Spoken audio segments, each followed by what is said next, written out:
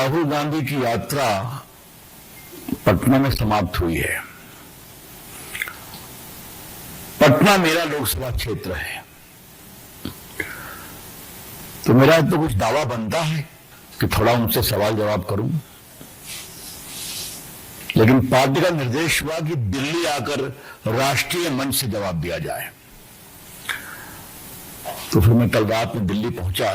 पिछले 10 दिन से मैं अपने क्षेत्र में ही था, बिहार में। मित्र, राहुल गांधी को जब भी सुनता हूं, संसद के अंदर या संसद के बाहर, तो मुझे कई प्रकार के एंटीना को खोलना पड़ता है उनकी बात को समझने के लिए। आज उन्होंने कहा, मैंने एटम बम फोड़ा, अब मैं हाइड्रोजन बम फोड़ूंगा। अभी तक तो दुनिया में हाइड्रोजन बम नहीं फूटा है, तो राहुल गांधी फोड़ने की बात कर रहे हैं। अगर चुनाव के गणना को लेकर उनका कर्नाटक का एटम बम था तो खुश हो गया। वो दिवाली का एक छोटा पटाखा भी नहीं निकला। वो क्या हाइड्रोजन बम की बात कर रहे हैं। मैंने एक बार संसद में, मेरा भाषण उनके बाद हुआ था, संविधान के 75 वर्ष की यात्रा पर, और आज मैं आपको खुद स्मरण दिला रहा हूं। उन्होंने कहा था कि 5-6 साल में व्यक्ति युवा हो जाता है। दूसरी बात कही, तपस्या करने से गर्मी होती है।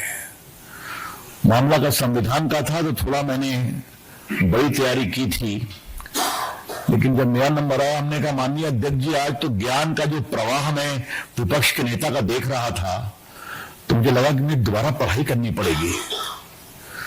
यहीं से शुरू करता हूं कि एटम बम और हाइड्रोजन बम का चुनाव से क्या संबंध है, इसके बारे में मुझे कुछ जानकारी प्राप्त करनी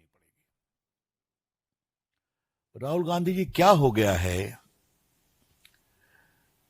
इतना अपने को आप हल्का क्यों बना रहे हैं? Why you are demeaning yourself as the leader of opposition? आप विपक्ष के नेता पद पर बैठे हैं। लोकसभा गरिमा में पद होता है। वहां आप अपनी प्रतिभा और क्षमता से आए हैं कि परिवार के कारण आए हैं, देश जानता है। इन कुर्सी पर बैठने के बाद तो कुछ आपका आचरण मर्यादित होगा। याद है ना, मोहब्बत की दुकान लेके चले थे अपनी यात्रा में, याद है कि भूल गए आप लोग? उस मोहब्बत की दुकान में कितना नफरत परोसा, ये भी आप जानते हैं। जरा भैया शांत रहिए, बड़ी कृपा होगी पीछे, प्लीज। तो नफरत ही परोसे, अब आप एटम बम और हाइड्रोजन बम की बात बोलते हैं। यह देश को समझना चाहिए, राहुल गांधी गैर जिम्मेवार हैं। इस देश को समझना चाहिए, राहुल गांधी इज इररिस्पॉन्सिबल। और आज मैं इसका एक कॉन्टेक्स्ट बताऊंगा, क्योंकि यात्रा समाप्त हुई है, इसलिए बताना जरूरी है। वैसे मामला एक मुझे और रोचक लगा। जो गाड़ी में घूमते हैं तो राहुल गांधी आगे, तेजस्वी पीछे, अखिलेश यादव भी पीछे। बीच में तेजस्वी जी की एक बहन रोहिणी जी दिखाई पड़ी थी उत्तर बिहार में कहीं पर। आज मैं खोज रहा था कि पटना के 2 सांसद हैं, एक मैं हूं और एक हमारी मीसा भारती जी हैं, लालू जी की पुत्री और तेजस्वी की बहन। वो दिखाई नहीं पड़ी कहीं पर। तो क्या राहुल गांधी ने परिवार के अंतर्विरोध को और बढ़ा दिया है क्या? ये उनका विषय, वो जवाब देंगे। But come on Tejashwi Yadav, आप 2 नंबर के खिलाड़ी क्यों हो गए बिहार में? जिस कांग्रेस का कोई वोट नहीं है वो आपके भरोसे चलती है, और आप हो गए नंबर 2 प्लेयर। यह भी देखने की जरूरत है। मित्रों, मैं कॉन्टेक्स्ट पे आता हूं, और यह हम आज बताना बहुत जरूरी समझते हैं। आपको याद होगा कि 24 के लोकसभा चुनाव में इन लोगों ने एक बहुत बड़ा तूफान खड़ा किया कि भाजपा आएगी तो संविधान बदलेगी, और इसके कारण 2 जगह असर निश्चित पड़ा। एक उत्तर प्रदेश में, जहां समाजवादी पार्टी की सीटें भाजपा से आगे हो गई, और दूसरा महाराष्ट्र में, जहां कांग्रेस की सीटें भाजपा से आगे हो गई लोकसभा में। तब तो हमने कुछ नहीं कहा चुनाव आयोग पर, हमने विनम्रता से स्वीकार किया, और उस समय चुनाव आयोग ठीक था। राहुल गांधी, आप जीते हिमाचल, आप जीते तेलंगाना, तो चुनाव आयोग ठीक था, लेकिन लोकसभा के चुनाव में एक बार जब जनता को मालूम हुआ, सच्चाई सामने आई कि बेबुनियाद तरीके से हमारे साथ कांग्रेस पार्टी ने छल किया, उन्हें हरियाणा में हराया कांग्रेस पार्टी को। हरियाणा की जीत 24 के लोकसभा के बाद 2014 से भी बड़ी जीत है, ध्यान रखिए, मैं गया था प्रचार करने। फिर महाराष्ट्र में जहां इतना हल्ला कर रहे थे तो वहां और हरा दिया। बची कुची बात आई तो दिल्ली को भी बुरी तरह से हरा दिया, केजरीवाल जी हो या राहुल जी हो। अब बिहार को भी हराएंगे, यह हम पूरे विश्वास से कहना चाहते हैं। आज देश को भाजपा के राष्ट्रीय मंच से बताने की जरूरत है कि राहुल गांधी योजनाबद्ध तरीके से हिंदुस्तान की जनता के मताधिकार के उपयोग का अपमान कर रहे हैं। कि 14 में मोदी जी झूठ से जीते, 19 में फरेब से जीते, और 24 में वैसे ही जीते। क्या मतलब है इसका? आप तो विपक्ष को अपमानित करेंगे, मोदी जी को गाली पढ़ेंगे, आप बिहार हिंदुस्तान के मतदाताओं का भी अपमान करते हैं। राहुल गांधी, ये कौन सा आपका अहंकार है? मैं देश की जनता से कहूंगा, राहुल गांधी के इस अहंकार को तोड़ना जरूरी है, और वो फिर हारेंगे। कैसे कह देंगे 14 के बाद सब जीत फरेब है? चुनाव आयोग से मिली भगत से हुई है। मित्रों, बिहार के संदर्भ में दो बात आप ध्यान रखिए, और ये आज के दिन बताना जरूरी है। और राहुल गांधी, आप सुनिए, याद करिए, ईवीएम के पहले बिहार का चुनाव होता था तो कितनी हत्याएं होती थी पोलिंग के दिन, कितना बूथ कैप्चर होता था। मुझे याद है, मैं पटना का कार्यकर्ता हूं, हर चुनाव में मेरा काम ही था कि बूथ लूट की घटनाओं को विस्तार से लिख करके इलेक्शन को काउंटर मांड कराना।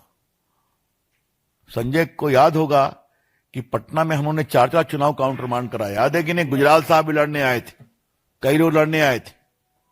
ये इतिहास था, देखा है हम लोगों ने, हर बूथ पे लड़ाई होती थी। वो बूथ कैप्चर खत्म हो गया, धन्यवाद है इलेक्शन चुनाव आयोग का। आज ईवीएम में जाइए, बटन दबाइए, रिजल्ट सामने आता है। तो जो बार बार कहते हैं चुनाव आयोग, और अखिलेश यादव कहते हैं, तेजस्वी यादव कहते हैं कि बैलेट पेपर लाओ, वो दर्द है दिल में कि हम बूथ कैप्चर नहीं कर पा रहे हैं। तो ये पूरे चुनाव आयोग और वोटर के लिस्ट पर जो घमासान छिड़ा हुआ है, इसके बीच में दो मूल बिंदु हैं। हमें बूथ कैप्चर करने का अधिकार दो, और घुसपैठियों को नहीं निकालो।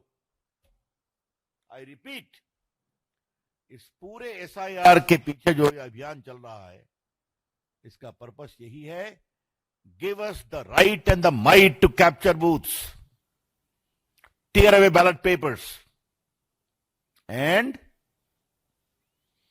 इन्फिल्ट्रेटर्स को वोट देने दो। तो ये अब नहीं चलेगा, ये बात मैं कहना चाहता हूं। मित्र, राहुल गांधी ने चुनाव आयोग पर बहुत बोला है, चुनाव आयोग ने उसका जवाब दिया है, लेकिन राहुल गांधी जी, आप एफिडेविट पर बात क्यों नहीं कह पाए? हमारे पास पूरा आंकड़ा है कि 6.7 करोड़ में लगभग 99.9% लोगों ने कवरेज किया, आपत्ति किया। मुझे 3 सवाल उठाने हैं इसके बारे में, और राहुल गांधी जवाब दें। 21 लाख लोग मृत पाए गए, तो उनका नाम वोटर लिस्ट में रहना चाहिए कि नहीं रहना चाहिए? 7 लाख लोग का नाम 2 जगह वोटर लिस्ट में पाया गया, क्या उनको रखना चाहिए क्या? 35 लाख लोग अपनी जगह पर नहीं रहते पाए गए। मैं लोकसभा का मेंबर हूं, लेकिन मैं दिल्ली का वोटर नहीं हूं। तुम भी पटने का वोटर हो ना, एक छपरा का वोटर है, क्योंकि आपको एक ही जगह वोटर रहना पड़ेगा।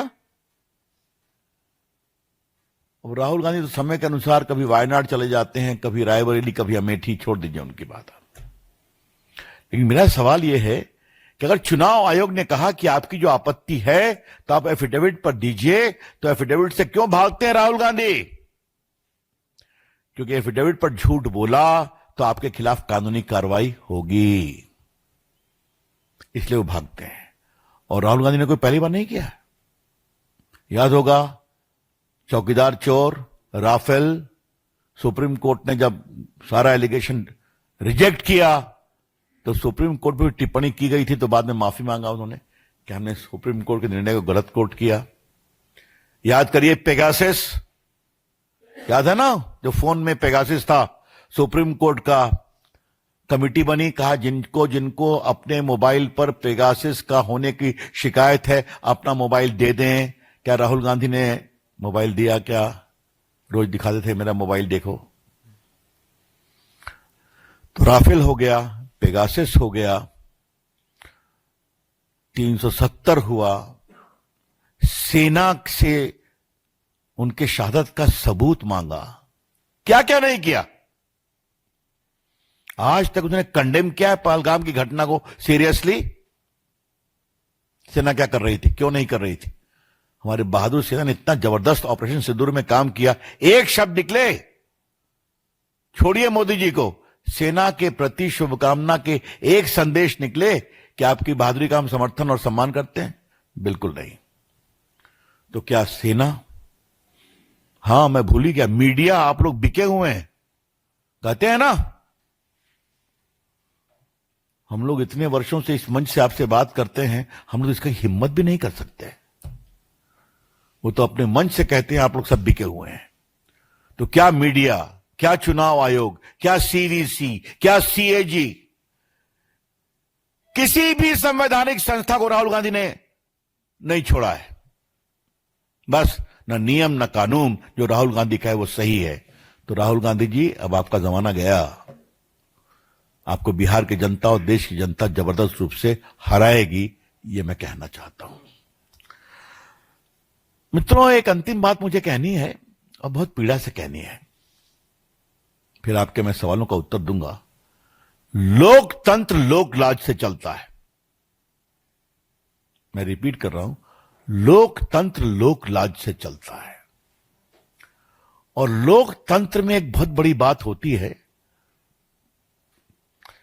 कि मां का सम्मान किया करो। मोदी जी को हम लोग काउंट कर रहे थे तो मुझे बताया गया अपने दफ्तर के द्वारा कि 107 बार गाली दी गई है। क्या क्या है? मौत का सौदागर, नीच, चोर, छोड़िए इस बात को। लेकिन मोदी जी की मां, जिन्होंने गरीबी में बर्तन मांज के अपने बेटों को, परिवार को पढ़ाया, वो प्रधानमंत्री हैं, आप उनको भी नहीं छोड़ेंगे? राहुल गांधी, आप में इतनी भी शर्म नहीं बची है कि एक बार कहते कि वो हमारा कार्यकर्ता नहीं है, अगर है तो हम कार्रवाई करेंगे? अभी तक, या उस घटना की हम निंदा करते हैं? एक दो कांग्रेस के लोगों ने कहा है, लेकिन राहुल गांधी नहीं। यह अहंकार है, जो कह दिया सो कह दिया।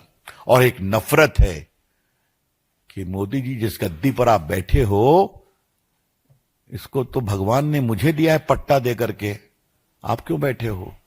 तो राहुल गांधी जी, अब पट्टे की जिंदगानी गई, जनता वोट से आशीर्वाद देती है और मोदी जी को देती है और देती रहेगी। हां, सनातन का अपमान तो करते ही है। मेरे लिए भी आश्चर्य था कि बिहार की यात्रा में स्टालिन साहब पहुंच गए, जिन्होंने और उनके पुत्र उदयनिधि ने क्या क्या सनातन का अपमान नहीं किया। तो यह है राहुल गांधी की समझदारी। तेजस्वी यादव, आज मुझे एक बात आपको कहनी है। आप छोटे हैं, हमसे बहुत छोटे हैं, लेकिन आपकी पॉलिटिकल समझदारी कहां चली गई थी? और ये बात मैं बहुत जिम्मेदारी से बोल रहा हूं। मुख्यमंत्री आपको बनना है ना, दावेदारी आपकी है ना, भले ही आप पुत्र हैं तो आपकी दावेदारी है किसी। तो आपने सारा फील्ड छोड़ दिया, फ्रंट ड्राइविंग करने दिया राहुल गांधी को, जिनकी पार्टी का सीट का पता ही नहीं है, वो आपकी कृपा पर जीतते हैं। और राहुल गांधी जी, आप जो चोरी की बात करते हैं, तो पहले आप अपने अंदर झांकिए। आप बेल पर है ना नेशनल हेराल्ड कांड में, तेजस्वी जी आप बेल पर है ना डिस्प्रपोर्शनेट एसेट में और रेलवे वाले मामले में, होटल वाले मामले में। और आपके पिताजी तो चारा घोटाले में सजा याफ्ता है। वो खौफ का राज था। मेरा दो परिचय आप लोग याद रखते हैं ना, कि मैं रामलला का भी वकील था और चारा घोटाले में लोगों को जेल भिजवाने वाला भी वकील मैं ही था, पीआईएल करवा करके सीबीआई इंक्वायरी में। ये सबके सामने है, ट्रायल चल रहा है, फिर भी नैतिकता की इतनी बड़ी बड़ी बात और दूसरे को चोर करना, यह बहुत शर्मनाक है। हम उनकी सारी टिप्पणियों का बहुत ही तिरस्कार करते हैं। We rejected with the contempt it deserves. और उनकी पूरी यात्रा का कोई असर नहीं पड़ने वाला है। अब संजय मुझे बता रहे थे कि बड़ी बड़ी फोटो उन्हीं की लगी हुई है, तो मैंने भी अपने कार्यकर्ताओं से और मित्रों से मालूम किया, मेरी कंस्टिट्यूंसी है, कहा कि हां सबसे ऊंची फोटो राहुल गांधी की है। कोई बात नहीं है, कुछ लोग फोटो और कटआउट पे ही रहते हैं, कुछ लोग जनता के हृदय में रहते हैं, जनता समझती है। Thank you. साधारण आमंत्रित है अंकित गुप्ता, एबीपी। दो चीजें तेजस्वी यादव कह रहे हैं कि आपको डुप्लीकेट सीएम चाहिए या ओरिजिनल सीएम, और राहुल गांधी कह रहे हैं कि हाइड्रोजन बम, जिसका भी आपने जिक्र किया कि प्रधानमंत्री नरेंद्र मोदी जी अपना चेहरा भी नहीं दिखा पाएंगे। इस सबके बीच में 89 लाख वोट काटने की अपील भी दे दी है कांग्रेस ने। भाई राहुल गांधी कितनी बार थ्रेट करेंगे कि मोदी जी अपना चेहरा नहीं दिखा पाएंगे।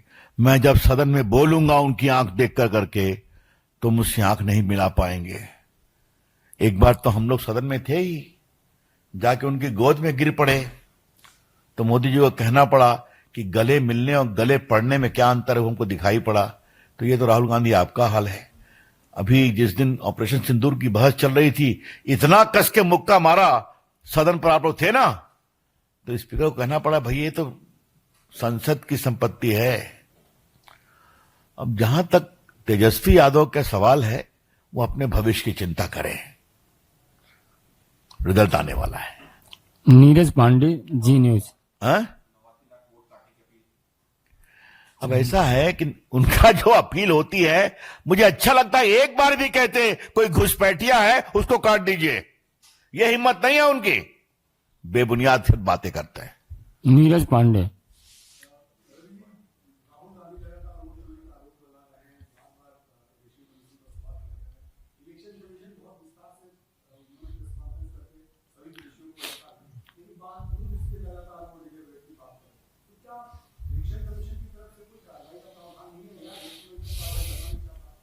ऐसा है कि इस पर चुनाव आयोग बोलेगा, मैं कुछ नहीं बोलूंगा।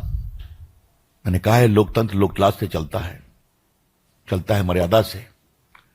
बिहार में हमें एक शब्द सुनते हैं जिसको संजय बाबू बहुत माहिर हैं उसमें, थेथोलॉजी। ठीक है, बस। Sanjay Sharma, India news. मैंने सिर्फ शब्द कहा है, उसका मतलब जनता समझेगी।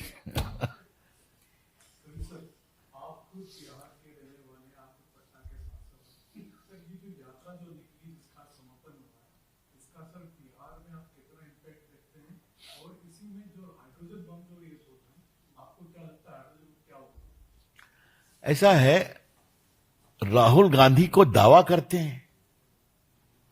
देखो मित्र, समस्या बहुत सीधी है। उनको वोट नहीं मिलता तो हम क्या करें? बस सारी खीज उसी की है, हमें वोट क्यों नहीं मिलता। तो ऐसा आप आचरण करेंगे तो आपकी जमानत भी जब्त होगी, निश्चिंत रहिए आप। अनामिका रत्ना। सर, राहुल गांधी के अलावा मल्लिकार्जुन खड़गे भी ये आरोप लगा रहे हैं और नीतीश कुमार पे आरोप लगा रहे हैं कि पहले जॉर्ज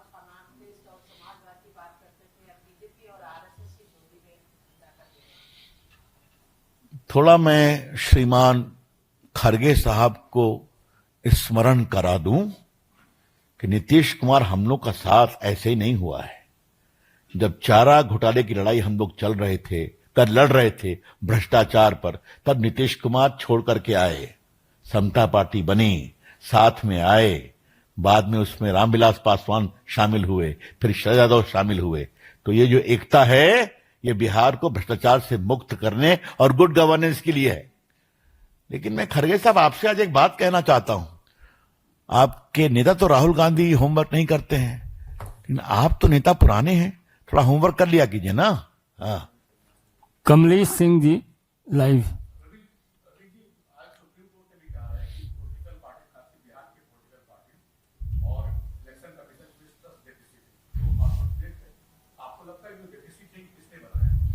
ऐसा है, सुप्रीम कोर्ट की किसी टिप्पणी पर मुझे कुछ नहीं कहना है। इतना अवश्य है कि यह सुप्रीम कोर्ट की पीड़ा भी है। ना आपने सुप्रीम कोर्ट की बात उठाई तो मैं यह कहना चाहता हूं, आप सुप्रीम कोर्ट गए थे कि नहीं गए थे? क्या कांग्रेस पार्टी, क्या आरजेडी गए थे आप? सुप्रीम कोर्ट ने आपकी बहुत सी बातें मानी भी, कहा भी, समय एक्सटेंड भी किया, तो आप उनकी बात भी नहीं मानते हैं, आप सड़के पे आते हैं। तो कहीं ना कहीं ये पीड़ा एक है जो समझना पड़ेगा। कि इतना जरूर है कि राहुल गांधी सुनते किसकी हैं। मैं तो भूल ही गया सावरकर साहब के बारे में क्या क्या कहा था, याद है ना आपको? कि शरद पवार को भी कहना पड़ा, प्लीज महाराष्ट्र पे छोड़ दीजिए उनको। मैं हमेशा कहता हूं कि एक बार राहुल गांधी तेजस्वी जी के साथ चले जाइए सावरकर जी के सेल में अंडमान में। मैं 3 बार गया हूं और जब भी गया हूं मेरी आंख में आंसू आते हैं। कच्ची फांसी पड़ती थी नीचे में, चिल्लाता रहे ताकि वो डरे। ऐसे बहादुर लोगों पर ये क्या क्या बोलते हैं। तो खैर, नियम कुछ भी हो, कानून कुछ भी हो, जो राहुल गांधी कहें वो सही है, तो ये नहीं चलेगा। मैंने फिर कहा, एक शब्द का मैंने प्रयोग किया, मुझसे दोबारा मत करवाइए आप, ठीक है? बस मैंने कह दिया, मैंने किसी का नाम नहीं लिया। एक शब्द का प्रयोग, एक मुहावरे का प्रयोग किया। क्या कहा जाए, क्या कहा जाए इसको? एक ही लगता है, हार की खींच है। तो जनता आपको वोट नहीं देती तो जनता आपको और वोट नहीं देगी। अगर आप ये वीडियो YouTube पर देख रहे हैं तो हमारे चैनल को सब्सक्राइब कर बेल आइकन दबाएं और Facebook पर देख रहे हैं तो हमारे पेज को लाइक करें।